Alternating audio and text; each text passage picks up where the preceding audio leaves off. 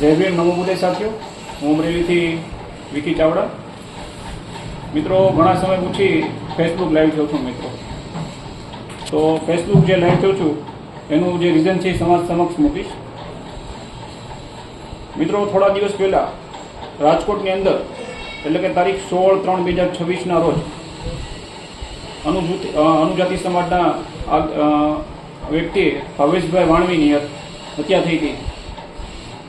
ત્યારે મિત્રો, રાજકોટના જે આગેવાનો છે આ પીડિત પરિવારને ન્યાય અપાવવા માટે મિત્રો રાજકોટની હોસ્પિટલ ચોક પાસે જે સિવિલ હોસ્પિટલ આવી છે ત્યાં બોડી સંખ્યામાં સમાજ ભેગો થયો હતો। ત્યારે સમાજના આગેવાનો ડીડી સોલંકી, નરેશભાઈ બગડા, રાહુલભાઈ ચાવડા, સુરેશભાઈ બથવાર, રમેશભાઈ મુછડિયા, જયેશભાઈ પરમાર તેમજ અસંખ્ય આગેવાનો રાજકોટ આ ભાવેશભાઈ વાણવીના પરિવારને ન્યાય મળે એ માટે રાજકોટ સિવિલ હોસ્પિટલે ભેગા થયા હતા। ત્યારે એ આગેવાની દરમિયાન આ પોલીસે અનુજાતિના આગેવાનો ઉપર લાઠીચાર્જ કર્યો હતો। મિત્રો, મારો અવાજ આવે છે કે નહીં જરાક ફેસબુક લાઈવમાં મને કહેજો મિત્રો। વાળા ચિરાગભાઈ જય ભીમ, ભાવેશભાઈ જય ભીમ, મનસુખભાઈ દાપડા જય ભીમ। મિત્રો, અવાજ આવે છે કે નહીં કહેજો, મારી વાતને પછી શરૂ કરું મિત્રો।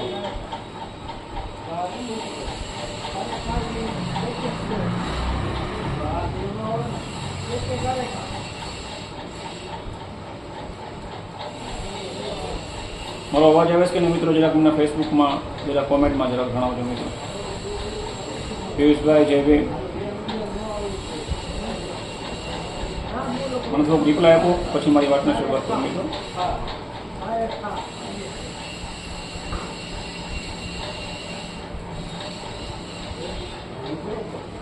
મિત્રો, જે ભાવેશભાઈ વાણવીની જે હત્યા થઈ હતી થોડા દિવસ પહેલાં યાદાર વિસ્તારની અંદર, એના ભાગરૂપે રાજકોટનો અનુજાતિ સમાજનો જે આગેવાનો છે ડીડી સોલંકી, મેં જે નામ આપ્યા થોડા, એ મિત્રો પરિવારને ન્યાય અપાવવા માટે રાજકોટ સિવિલ હોસ્પિટલની અંદર, હોસ્પિટલ ચોકની અંદર જે આ લોકો ન્યાય માટે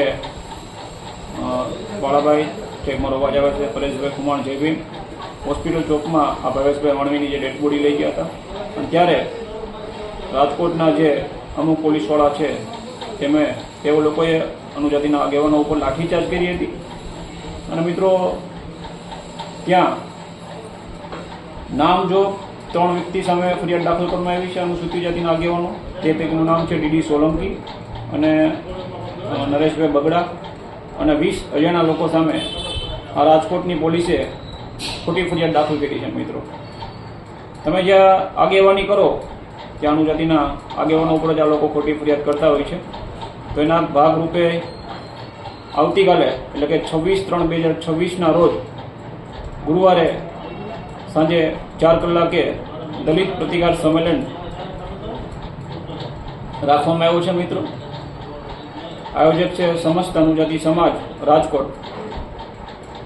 તો આજે આગેવાનો ઉપર જે ખોટી ફરિયાદ થઈ છે મિત્રો, એના સપોર્ટમાં આવતીકાલે તમામ ગુજરાતના જે આગેવાનો છે બોડી સંખ્યામાં આજે ખોટી ફરિયાદો આગેવાનો ઉપર થઈ છે એમના સમર્થનમાં આવો મિત્રો। આજે ડીડી સોલંકી માથે ફરિયાદ થઈ છે તો કાલે વિકી ચાવડા માથે પણ આ પોલીસ તંત્ર ફરિયાદ કરે।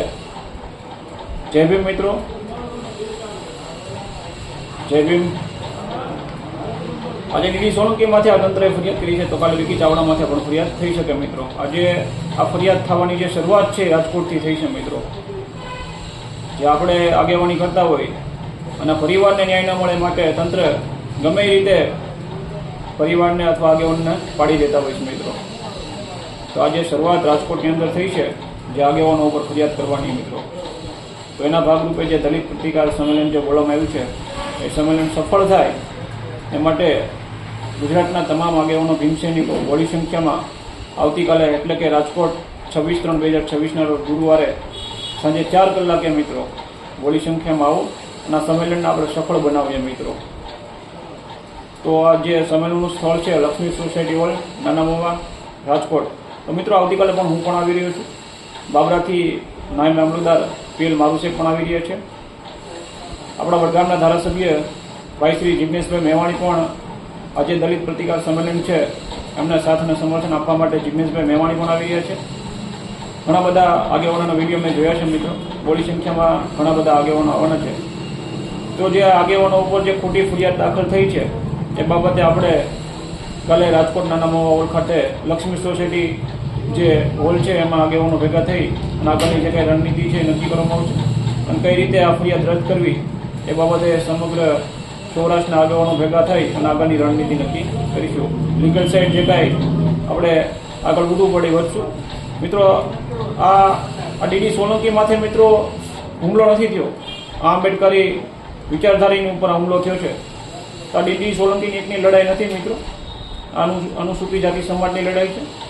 આવતીકાલે બીજી કોઈ પણ જગ્યાએ અત્યાચાર થશે તો આગેવાનો કોઈ જશે નહીં.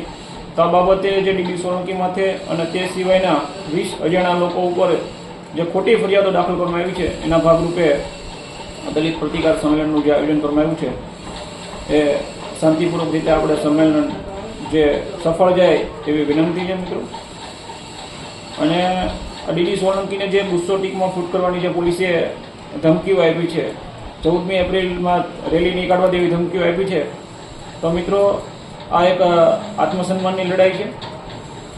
અને આ લડાઈમાં તમારા જે આંતરિક વિખવાદો હોય એ સાઇટમાં પર મૂકી અને આવતીકાલે રાજકોટમાં જે આ સંમેલન રાખ્યું છે એમાં બહોળી સંખ્યામાં આગેવાનો તેમજ ભીમ સૈનિકો ઉપસ્થિત રહી અને દલિત પ્રતિકાર સંમેલનને સફળ બનાવે એવું હું વિકી ચાવડા આહવાન કરું છું.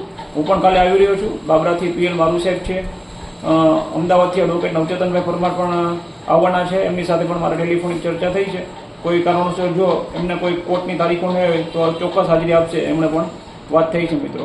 તો બહોળી સંખ્યામાં આજે દલિત પ્રતિકાર સંમેલન છે એમને સફળ બનાવ્યા. મનસુખભાઈ રામોદ છે, એમનો પણ મેં વિડીયો જોયો હતો. એ પણ આ દલિત પ્રતિકાર સંમેલનની અંદર હાજરી આપવાનો છે. જૂનાગઢથી જે અનુજોતિના પ્રમુખ છે દેવદાનભાઈ મુછડિયા, એ પણ આ દલિત પ્રતિકાર સંમેલનની અંદર આવવાના છે.